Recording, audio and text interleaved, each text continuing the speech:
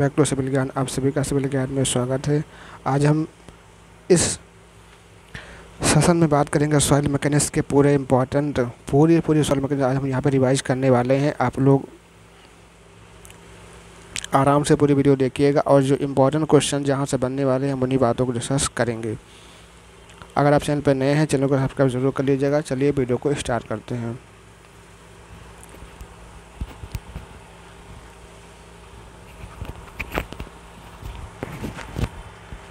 पहली बात तो यहाँ पे हम जो बात करेंगे, सबसे शुरुआत से बात करने वाले हैं कि सॉइल मैकेनिक्स के बारे में। तो सॉइल मैकेनिक्स की बात शुरू करने से पहले आप लोग समझ लीजिए कि फादर ऑफ सॉइल मैकेनिक्स कौन थे। फादर ऑफ सॉइल मैकेनिक्स थे, उनका नाम क्या था? तो वो थे डॉक्टर कार्ल टरज़ागी। ये क्या थे? आपके फादर ऑफ सॉइल मैकेनिक्स थे। अब हम बात करेंगे कि जो आपके सॉइल, जहाँ से आपका क्वेश्चन फ्रेम होता है, जो आपके सॉइल का फार्मेशन होता है उस पर हम बात करेंगे। तो सॉइल के फार्मेशन पे बात करेंगे कि सॉइल का फार्मेशन किस तरीके से आपका होता है। तो सॉइल फार्मेशन आपका होता है, सबसे पहले कोई आपकी जो रॉक्स होती है उसकी क्या होता है, उसका आपका होता है वेदरिंग। तो जो आपकी वेदरिंग होती है और उस वेदरिंग के बाद उस चट्टान का हो जाता है, वेदरिंग मतलब होता है कि अपक्षय, मतलब चट्टानों का क्या होता है, अपक्षय होता है। फिर वहाँ से आपका अपक्षय होने के बाद वो कहीं पे जा कर के ट्रांसपोर्ट होती हैं, और ट्रांसपोर्ट होने के लिए उनको कुछ ट्रांसपोर्ट एजेंसी की आवश्यकता पड़ती है, और वो जा के कहीं पे फिर क्या होती है, आपकी डिपॉजिट हो जाती हैं। डिपॉजिट होने के बाद फिर वहाँ पे अपना वो फिर से रॉक का निर्माण करती हैं। तो इन 4 प्रोसेस से हम लोग समझ सकते हैं कि जो आपकी सॉइल होती है उनका फार्मेशन किस तरीके से होता है। जो आपकी रॉक्स होती हैं, जो चट्टानें होती हैं, उन चट्टानों का क्या होता है, आपका वेदरिंग होता है। वेदरिंग के बाद वो कहीं पे जा कर के क्या होती हैं, ट्रांसपोर्ट होती हैं, और ट्रांसपोर्ट होने के बाद उनका कहीं पे क्या होता है, डिपोजिशन होता है, और आपकी अपहेबल हो जाता है। तो इस प्रोसेस से हम लोग इसको समझ सकते हैं। तो जो जियोलॉजिकल साइकिल होता है, तो यही आपका जियोलॉजिकल साइकिल होता है। यहाँ से क्वेश्चन आपका बनता है, जैसे कि अगर हम आपसे पूछें कि जो सॉइल का फार्मेशन होता है, तो वहाँ पे आप लोग पढ़े होंगे कि कुछ सॉइल जो बनती है वो आपकी एलुवियल सॉइल बनती है। तो जो सॉइल आपकी एलुवियल बनती है उनका फार्मेशन कैसे होता है, वो बाई रिवर वाटर, मतलब वाटर के फ्लो के थ्रू, मतलब वाटर के द्वारा क्या होता है, उनका निर्माण होता है। ठीक है, रनिंग वाटर के द्वारा। इसका एग्जांपल आप लोग कह सकते हैं कि जैसे कि सैंड हो गया, ठीक है, इस तरीके से आपका हो गया कि आपका ग्रेवल हो गया। तो ये आपका किस में आता है, एलुवियल सॉइल में आता है। अगर हम बात करें मैराइन सॉइल की, तो मैराइन सॉइल आपकी कहाँ पर जाती है, जहाँ पे आपका सी होता है। तो इनका निर्माण कैसे होगा, सी वाटर से होता है। अगर हम बात करते हैं इसी प्रकार से बात कर लेते हैं लेकस्ट्राइन सॉइल की, लेकस्ट्राइन सॉइल, ठीक है। तो ये भी आपका रिवर के द्वारा ही होता है, मतलब वाटर के द्वारा ही होता है, लेकिन ये कहाँ पे बनती है, ये आपकी बनती है बॉटम ऑफ लेक, जो झीलों की तली होती है वहाँ पे बन जाती है आपकी। अगर हम बात करें एओलियन सॉइल की, तो एओलियन सॉइल किससे होती है, तो एओलियन सॉइल आपकी हवा के द्वारा, तो बाई विंड। जब आपकी विंड चलती है तो विंड के द्वारा इनके पार्टिकल एक जगह से दूसरी जगह उड़ के चले जाते हैं, तो वहाँ पे आपकी जो सॉइल बनती है आपकी विंड द्वारा बनती है। तो इसका एग्जाम्पल भी होता है विंड का, जैसा कि आपकी लोएस्ट सॉइल, ठीक है, लोएस्ट सॉइल हो गई। फिर आपकी एक होती है ड्यून सॉइल। तो ये 2 सॉइल आपके जो एओलियन के सॉइल के अंतर्गत आते हैं। अगर हम बात करें ग्लेशियल सॉइल, तो ग्लेशियर क्या होता है, ग्लेशियर के पिघलने से जो आपकी सॉइल बनती है आपकी होती है ग्लेशियर सॉइल, आइस। तो आइस के पिघलने के बाद, ठीक, इसका एग्जांपल क्या होता है, आपका टिल हो गया या फिर आपका ड्रिफ्ट हो गया, ठीक है। ये आपकी जो होती है इसके अंतर्गत आती है, ग्लेशियल सॉइल के अंतर्गत। फिर अगर हम बात करते हैं कि कोलोबियल सॉइल क्या होती हैं, कोलोबियल सॉइल, तो बाई ग्रेविटी, तो ग्रेविटी के फ्लो द्वारा आपका जो सॉइल बनती है आपकी हमारी क्या होती है, कोलोबियल सॉइल कहलाती है। इसका एग्जांपल होता है टैलुअस। तो टैलुअस आपकी कैसी सॉइल है, आपकी एक प्रकार की कोलोबियल सॉइल है। तो ये कुछ आपकी इंपॉर्टेंट चीज़ें थी जो यहाँ से आपके एग्जाम में बन सकता है, तो इसको आपको ध्यान रखना है। इस वीडियो को आप लोग बस कान में ईयरफोन लगा लीजिए और अपना आराम से सुनते रहिए। आपके रिवीजन के तौर के तरीके से आपको सारी चीज़ें यहाँ पे रिवाइज कराई जाएंगी। तो हमने पहले क्या पढ़ा यहाँ पे कि जियोलॉजिकल साइकिल आपका किस तरीके से होता है, कि सॉइल का फॉर्मेशन आपका किस तरीके से बनता है। फिर हमने आगे यहाँ पे पढ़ा कि कौन कौन से सॉइल आपकी बनती हैं, ठीक है। फिर एक चीज़ और याद रखना, कभी कभी क्वेश्चन पूछ लेता है कि जो आपकी लोम होती है, लोम सॉइल में किसका किसका मिक्सचर होता है। तो आपका सैंड, तो लो मतलब क्या होता है, लो मतलब होता है SSC, मतलब सैंड सिल्ट आपका क्ले। तो सैंड सिल्ट क्ले, तो इन तीनों के मिक्सचर से आपको कौन सॉइल बनती है, आपका लोम सॉइल बनती है। इसको भी आपको ध्यान रखना है। आगे बढ़ते हैं। आगे बढ़ने से पहले अगर आप चैनल पे भी नए हैं तो चैनल को सब्सक्राइब ज़रूर करिएगा इसी प्रकार की बेहतरीन वीडियो के लिए। अब हम यहाँ बात करें कुछ प्रॉपर्टीज़ के बारे में। जैसे कि आपने सुना होगा वाटर कंटेंट। तो वाटर कंटेंट क्या होता है, तो ये आपका होता है, स्मॉल W से इसको रिप्रेजेंट करते हैं, जो कि होता है आपका weight of water upon weight of solid. मतलब कि सॉलिड के अंदर कितना % आपका वेट वाटर का कंटेंट है, वो आपका होता है वाटर कंटेंट की वैल्यू। अगर बात करें इफेक्टिव वाटर कंटेंट, एक आपका होता है इफेक्टिव वाटर कंटेंट, इसको हम लोग W' से रिप्रेजेंट करते हैं, जो कि आपका होता है weight of water upon total weight. मतलब कि जब हम टोटल वेट के रिस्पेक्ट में बात करते हैं तो वहाँ पे हमारा जो निकल के आता है वो हमारा होता है इफेक्टिव वाटर कंटेंट। अगर हम लोग वेट ऑफ सॉलिड के रिस्पेक्ट में बात करें तो वहाँ पे आपका जो होता है वो आपका वाटर कंटेंट होता है। इसको भी आपको ध्यान रखना है। अगर हम बात करें वाइड रेशियो की, तो वाइड रेशियो बहुत ही इंपॉर्टेंट चीज़ है, एग्जाम में बार बार पूछा जाता है। तो इसको हम लोग ई से रिप्रेजेंट करते हैं, ये बराबर होता है आपका volume of wide upon volume of soil solid. तो कभी कभी इसको डेफिनेशन में पूछ देता है कि volume of wide divide by volume of solid. तो इन दोनों के रेशियो को हम लोग क्या कहते हैं, ऑप्शन दे देगा void ratio, porosity, degree of saturation, water content क्या होगा। तो आपको ध्यान रखना है कि वॉल्यूम ऑफ वाइड और वॉल्यूम ऑफ सॉलिड आपका क्या होता है, आपका वाइड रेशियो होता है।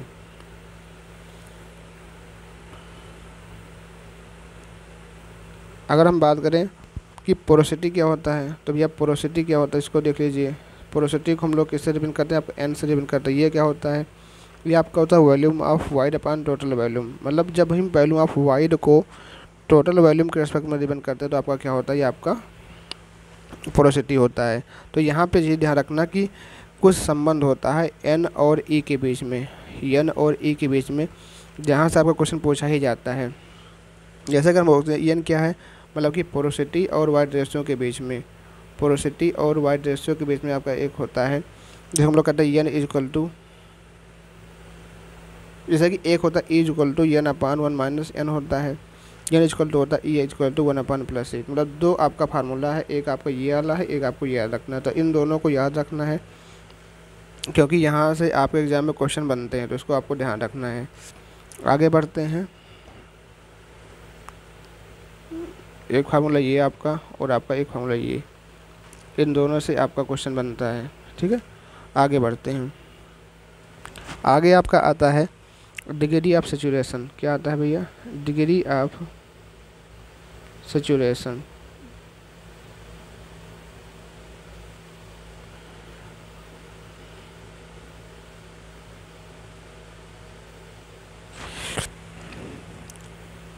ये एस होता है, एस इक्वल टू क्या होता है, volume of, degree of saturation को हम लोग एस से रिप्रेजेंट करते हैं, जो कि होता है volume of water upon volume of wide के बराबर होता है। अगर हम बात करें तो वॉल्यूम ऑफ वाटर और वॉल्यूम ऑफ वाइड, मतलब कुल वाइड में, वाइड मतलब होता है खाली स्थान, कुल खाली स्थान में कितने % आपका वाटर भरा हुआ है, ये आपको बताता है डिग्री ऑफ सैचुरेशन। अगर हम बात करें एयर कंटेंट की, तो आपका एयर कंटेंट क्या होता है, एयर कंटेंट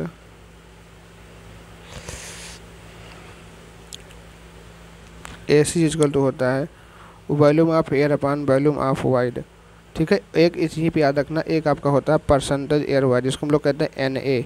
ये क्या होता है, जब वॉल्यूम ऑफ एयर को टोटल वॉल्यूम के रिस्पेक्ट में अगर हम लोग देखते हैं तो ये आपका क्या होता है, परसेंटेज एयर वाइड होता है। अगर हम लोग एयर कंटेंट की बात करें तो वो क्या होता है, वॉल्यूम ऑफ वाइड के रिस्पेक्ट में होता है। तो आपका होता है एयर कंटेंट।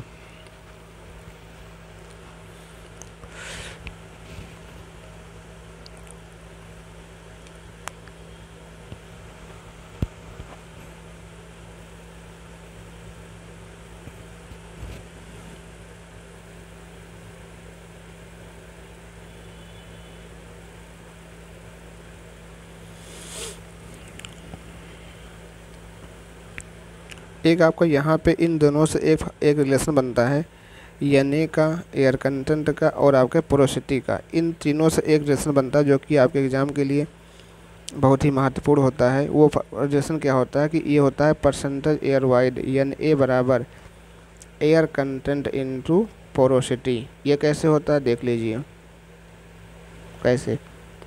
अच्छा, एन ए क्या होता है, परसेंटेज एयर वाइड क्या होता है, ये आपका होता है जब वॉल्यूम ऑफ एयर को, जब वॉल्यूम ऑफ एयर को टोटल वॉल्यूम के रिस्पेक्ट में अगर हम लोग डिफाइन करते हैं तो ये आपका क्या निकल के आता है,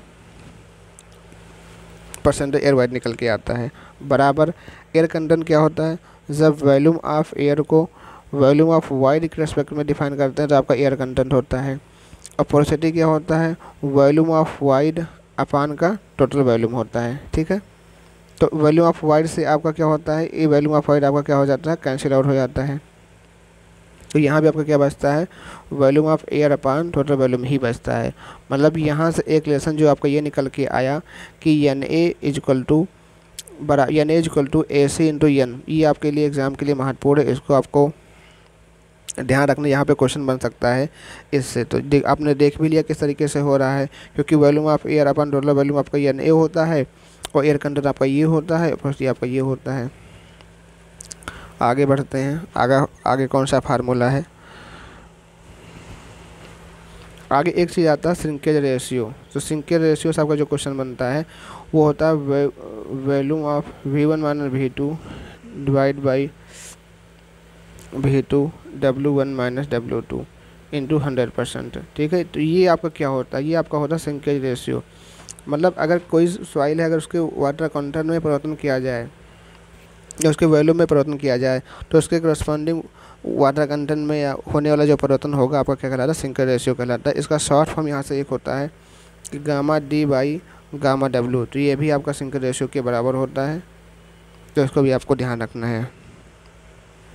ठीक है, श्रिंकेज रेशियो के बराबर होता है, ये आपका फार्मूला है, इसको भी आपको ध्यान रखना है श्रिंकेज रेशियो के बारे में।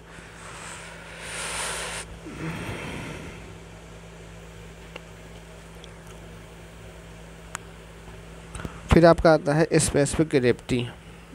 अगर हम बात करें स्पेसिफिक ग्रेविटी की, तो आपकी जो स्पेसिफिक ग्रेविटी होती है वो क्या होती है, specific gravity for soil solid की बात करें,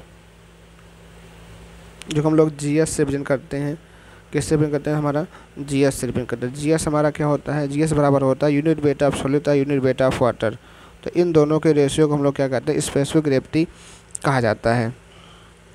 अच्छा, यूनिट वेट ऑफ सॉलिड जो आपका होता है वो बराबर होता है वेट ऑफ सॉलिड अपान के वॉल्यूम ऑफ सॉलिड से। तो अगर हम लोग यहाँ रखेंगे तो हो जाता है WS अपान VS इंटू मेगा W। तो ये भी आपका इक्वेशन पूरी बनती है। तो ये आपका होता है स्पेसिफिक ग्रेविटी की वैल्यू। अगर हम बात करें for inorganic soil, for organic soil, organic soil के लिए और for inorganic soil, inorganic soil के लिए जी का मान कितना होता है, जी का मान कितना होता है। तो ऑर्गेनिक सॉइल के लिए वैल्यू कम होती है, उसकी मान होता है 1.2 से लेकर के 1.4 होती है, और उसके लिए होती है वैल्यू 2.6 से लेकर के 2.75 तक होती है। ठीक है, ये आपका होता है ऑर्गेनिक सॉइल, तो इसको आपको ध्यान रखना है।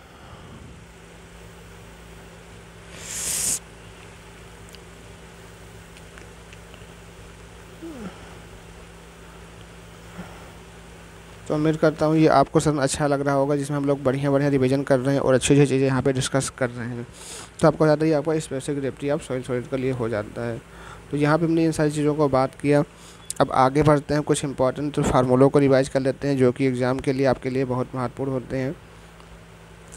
ठीक है, चलिए आगे बढ़ते हैं।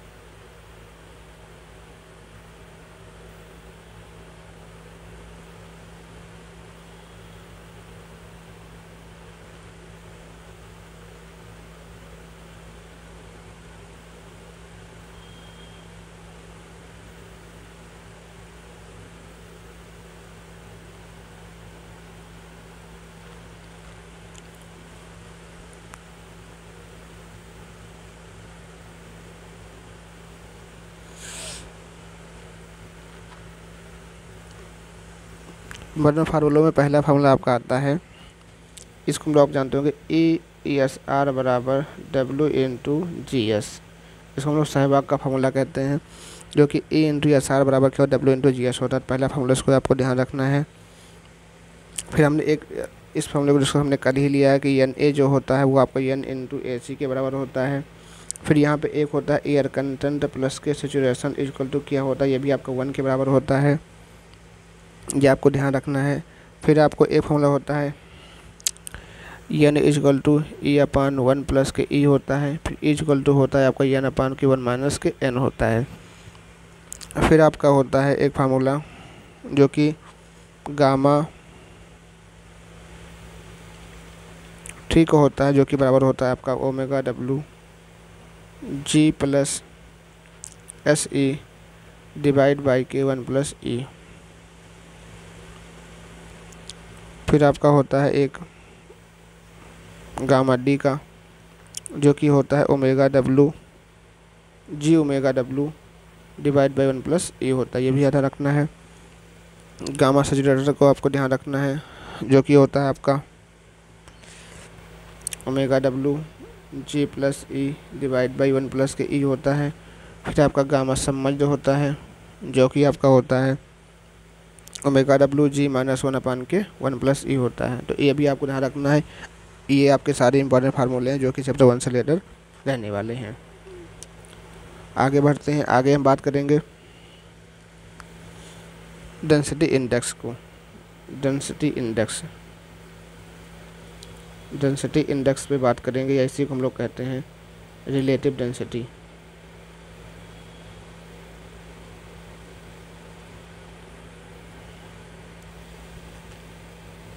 रिलेटिव डेंसिटी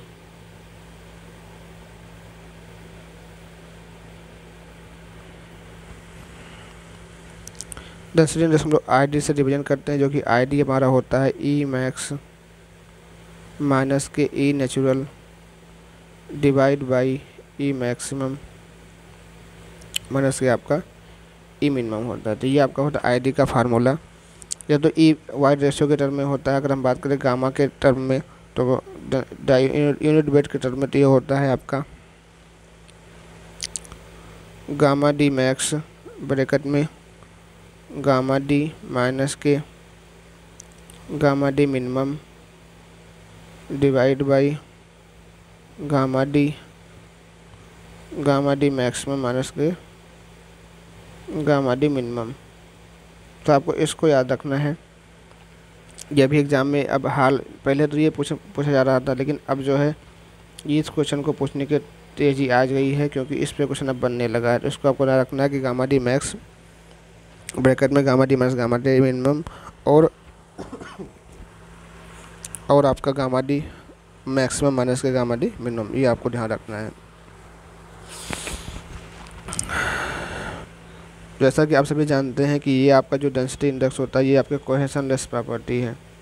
किसकी प्रॉपर्टी है? कोहेशनलेस की क्या है? ये आपकी जन्म कुंडली है। अगर सॉइल आपकी कोहेशनलेस है तो उसके लिए इसका यूज किया जाता है।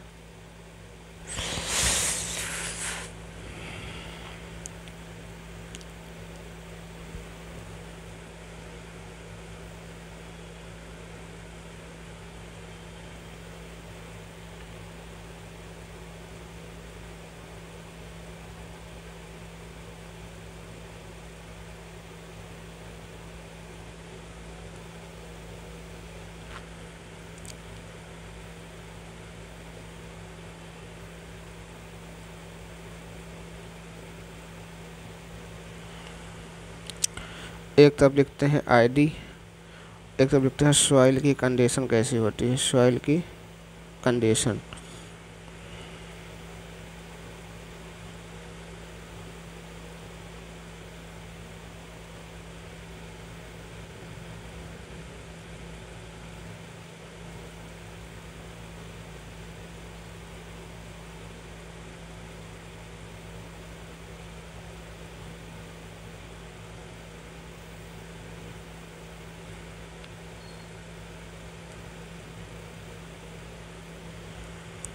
अगर आपकी सॉइल 0 से कितने बीच में है, 15 के बीच में है। फिर आपका यहाँ 15 से किसके बीच में है, 15 से 35 है। 0 से 15, 35, 15 से 35, 35 से 65 और 65 से आपका कितना होता है 85 और 85 से कितना होता है आपका 100।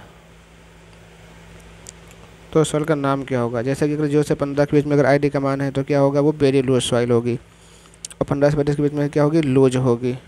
फिर कैसी होगी, मीडियम सॉइल होगी। फिर आपकी क्या होगी, डेंस होगी। और फिर क्या होगी आपकी, वेरी डेंस होगी। मतलब आईडी का मान जैसे जैसे बढ़ता जाएगा, आपकी जो डेंसनेस है, डेंसनेस क्या होगी आपकी, बढ़ती ही जाएगी। मतलब आईडी अगर बढ़ेगा, डेंसिटी आपकी क्या होगी, बढ़ती चली जाएगी। तो इसको आपको ध्यान रखना है।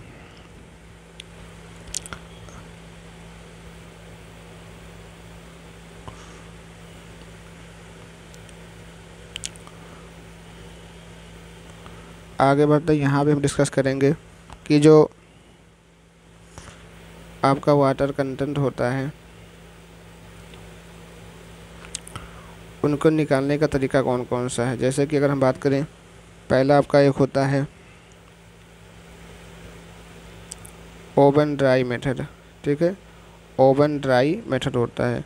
तो ओवन ड्राई मेथड क्या होता है, ये आपका एक प्रकार का स्टैंडर्ड लैब मेथड होता है, जहाँ पे आपका 105 डिग्री से लेकर के +- डिग्री सेंटीग्रेड पर टेम्परेचर आपका रखा जाता है।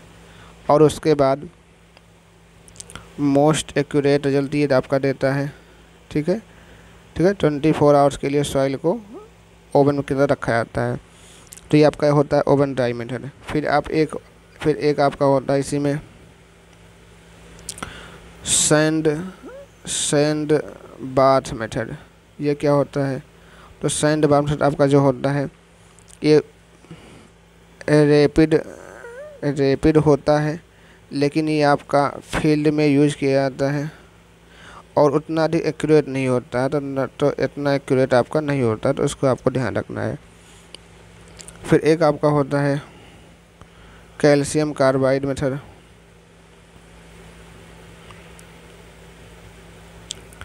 कैल्शियम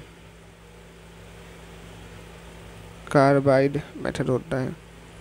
तो ये आपका भी कौन सा है, ये भी आपका एक फील्ड मेथड है।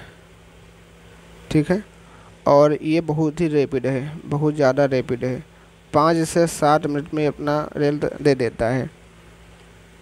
ठीक है, तो और इसके अंदर जो एक गैस होती है C2H2 गैस, इसको हम लोग कहते हैं एसिटिलीन गैस। तो वही गैस रिलीज होती है, एसिटिलीन गैस रिलीज होती है, और ये भी ज़्यादा एक्यूरेट नहीं होता है।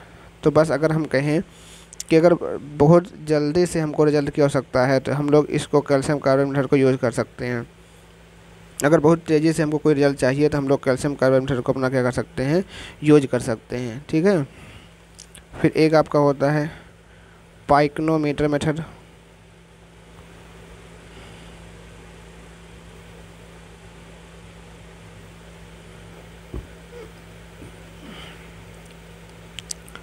एक आपका होता है पिक्नोमीटर मेथड होता है। जैसे आप लोग देखे होंगे, ऐसे करके एक जार होता है,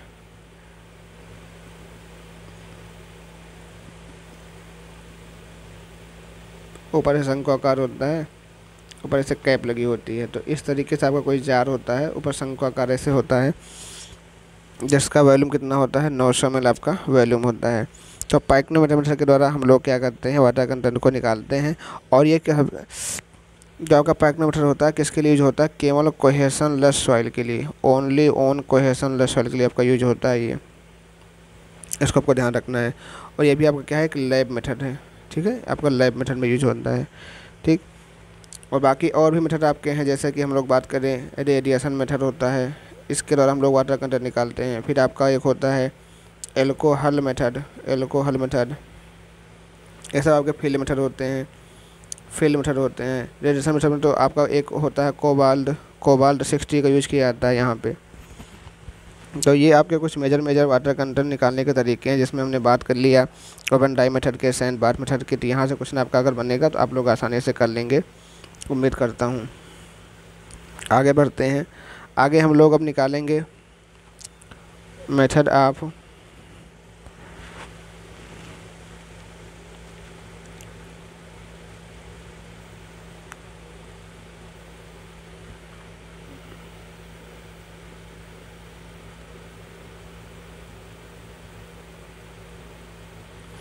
determine the unit weight of soil. अगर हमको यूनिट वेट निकालना है सॉइल का तो किस तरीके से निकालेंगे? तो सबसे पहला आपका एक होता है, यूज होता है आपका कोर कटर मेथड। क्या होता है? कोर कटर मेथड होता है। तो अगर कोर कटर मेथड से यूज़ करते हैं तो उसको हमारी किसके लिए होती है? तो फॉर कोहेसिव सॉइल के लिए। अगर आपके पास कोई कोहेसिव सॉइल है तो उसके लिए आपका कोर कटर मेथड यूज किया जाए। अगर हम बात करें सैंड रिप्लेसमेंट मेथड होता है, सैंड रिप्लेसमेंट मेथड होता है, तो ये भी आपका किसके लिए होता है? तो इसमें आपका जो होता है ये आपके ग्रेवली या सैंडी सॉइल अगर उसके लिए है तो उसके लिए आपका यूज होता है। अगर हम बात करें आपका water displacement method, water displacement method, तो यह भी आपका किसके लिए होता है? यह भी आपका जो है कोहेसिव सॉइल के लिए होता है। किसके लिए? कोहेसिव सॉइल के लिए आपका यूज होता है। यह भी आपका ध्यान रखना है। फिर है सबमर्ज डेंसिटी मेथड। एक और मेथड है आपका सबमर्ज डेंसिटी मेथड। कौन सा? Density method. तो ये आपका होता है क्या? ये आपका होता है कोहेसिव सॉइल के लिए यूज होता है। किसके लिए? कोहेसिव सॉइल के लिए आपका यूज होता है। ये सबमर्ज डेंसिटी मेथड आपका जो होता है ये आपका कोहेसिव सॉइल के लिए आपका ये यूज होता है।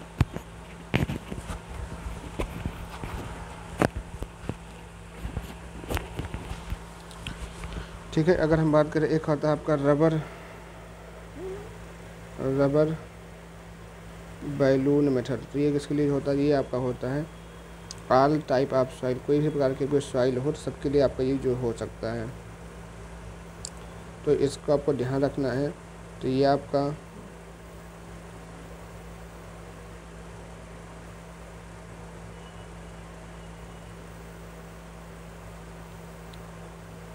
जिसमें हमने बात किया कोर कटर मेथड की, सैंड रिप्लेसमेंट मेथड की, वाटर डिस्प्लेसमेंट मेथड की और आपका सबमर्ज डेंसिटी मेथड की और रबर बैलून मेथड। तो ये सारे मेथड आपके किसके लिए होते हैं?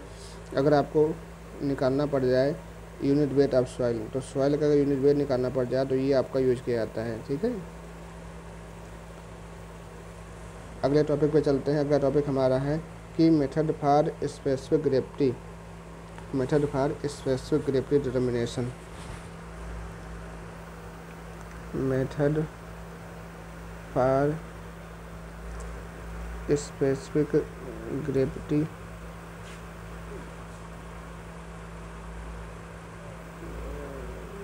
डिटर्मिनेशन। अगर हमको सॉइल का स्पेसिफिक ग्रेविटी निकालना हो तो क्या करेंगे? उसके लिए हमको क्या निकालना पड़ेगा? उसके लिए हमको एक आपका होता है डेंसिटी बोतल मेथड। क्या होता है? डेंसिटी बोतल मेथड होता है। तो ये क्या होता है? मोस्ट एक्यूरेट होता है एंड यूजफुल होता है for all type of soil के लिए। ठीक है। डेंसिटी बोतल मेथड किसके लिए यूज़ किया जाता है? डेंसिटी बोतल मेथड आपका स्पेसिफिक ग्रेविटी निकालने के लिए। अगर आपको स्पेसिफिक ग्रेविटी निकालना है तो डेंसिटी बोतल मेथड का यूज किया जाएगा। ठीक है। ये आपका एक स्टैंडर्ड लैब मेथड होता है और मोस्ट एक्यूरेट रिजल्ट देता है। ठीक है। अगर हम बात करें कि आपका एक होता है मेजरिंग फ्लास्क मेथड। क्या होता है?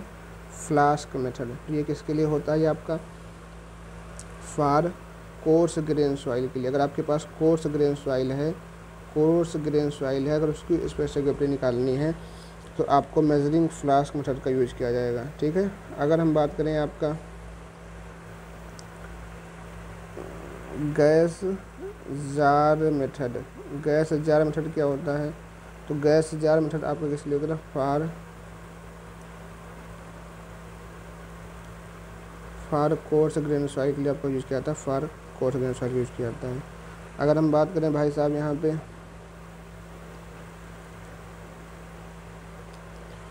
एक आपका होता है पिक्नोमीटर मेथड। ठीक है। तो पिक्नोमीटर मेथड का क्वेश्चन यहाँ से बना है। पिक्नोमीटर से मेथड ये क्वेश्चन बना है भाई साहब। पिक्नोमीटर से आपका बना है, आपका ये बना है पिक्नोमीटर से कि अगर आपका पिक्नोमीटर मेथड होगा तो उसके द्वारा भी हम लोग क्या निकालते हैं? उसके द्वारा भी हम लोग स्पेसिफिक ग्रेविटी निकालते हैं। लेकिन पिक्नो किसके लिए यूज़ किया जाता है? तो for course grand cohesion less soil के लिए यूज़ किया जाता है। ठीक है। तो आपको इन सारी चीज़ों को आपको ध्यान रखना है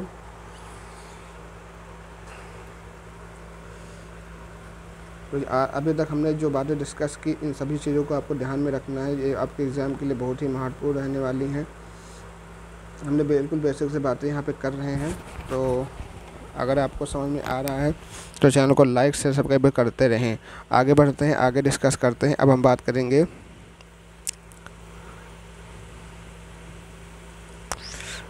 करेंगे ग्रेडिंग ऑफ सॉइल, मतलब जो आपका सॉइल की ग्रेडिंग की आजकल आप लोग पढ़ते हैं, वेल ग्रेड सॉइल क्या होती है, पोअरली ग्रेड क्या होती है, तो आपकी एक होती है यूनिफॉर्मली ग्रेड सॉइल क्या होती है। उससे पहले आपको दो पैरामीटर पढ़ना पड़ेगा, एक होता है कोफिशिएंट ऑफ यूनिफॉर्मिटी, एक होता है कोफिशिएंट ऑफ कर्वेचर। ठीक है,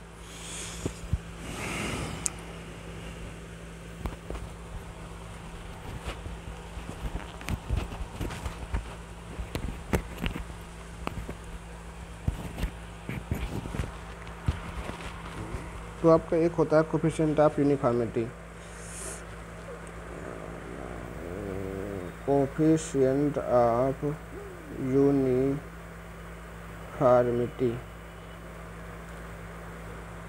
जो कि सी यू बराबर क्या होता है, वो D60/D10 होता है। एक होता है coefficient of curvature,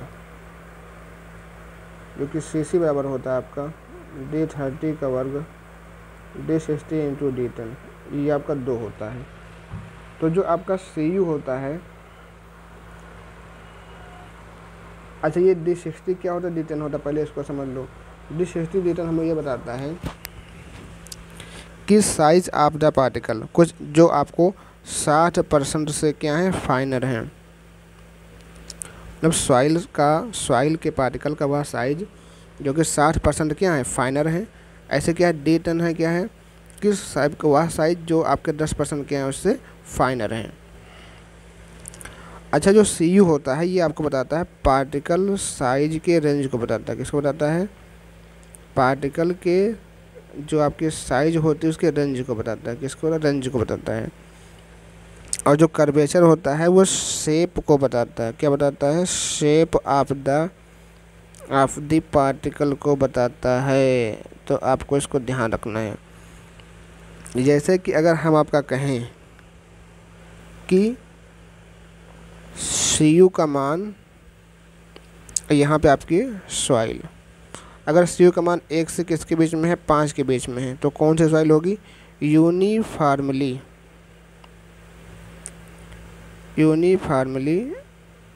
graded soil होगी। अगर 5 से 15 के बीच में होगी तो आपकी क्या होगी, ये आपकी होगी पुअरली ग्रेडेड, क्या होगी, पुअरली ग्रेडेड सॉइल होगी। अगर बात करें ग्रेटर देन 15 होगी तो क्या होगी आपकी, ये होगी आपकी वेल ग्रेडेड होगी। क्या होगी, वेल ग्रेडेड होगी। ठीक है, तो अगर 1 से 5 होगी तो यूनिफॉर्मली ग्रेडेड होगी, 5 से 15 होगी पुअरली ग्रेडेड होगी, ग्रेटर देन 15 होगी तो आपकी क्या होगी, वेल ग्रेडेड होगी। अच्छा, ये होता क्या है यूनिफॉर्मली ग्रेडेड, पुअरली ग्रेडेड और वेल ग्रेडेड, इसको भी जान लेते हैं। तो ये भैया जो आपका यूनिफॉर्मली ग्रेडेड हो गया, तो इसका मतलब होता है कि मोस्ट ऑफ द जो पार्टिकल हैं वो सेम साइज़ के हैं। यूनिफॉर्म मतलब क्या हो गया कि आपके सॉइल के जो भी पार्टिकल हैं वो आपके कैसे हैं, वो सेम साइज़ के हैं। ठीक है,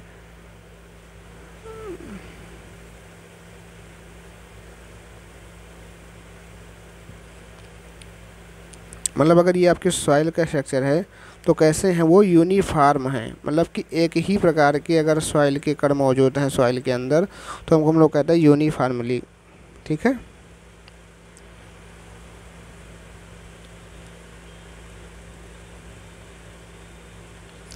और पुअरली ग्रेडेड में क्या होता है कि किसी एक प्रकार के कण अधिक मात्रा में होते तो सब हैं इसमें, छोटे बड़े, लेकिन कोई एक प्रकार का जो कण होगा, किसी एक सेम साइज़ का जो कण होगा वो अधिक मात्रा में होगा। मतलब अगर हम कहें यहाँ पे एक 2 mm का पार्टिकल है, ठीक है, और आपके 0.5 के पार्टिकल हैं और आपके 0.2 के पार्टिकल हैं, 0.2 mm के सॉइल के पार्टिकल हैं, तो जो 2 mm के सॉइल के पार्टिकल हैं वो अधिक मात्रा में होंगे।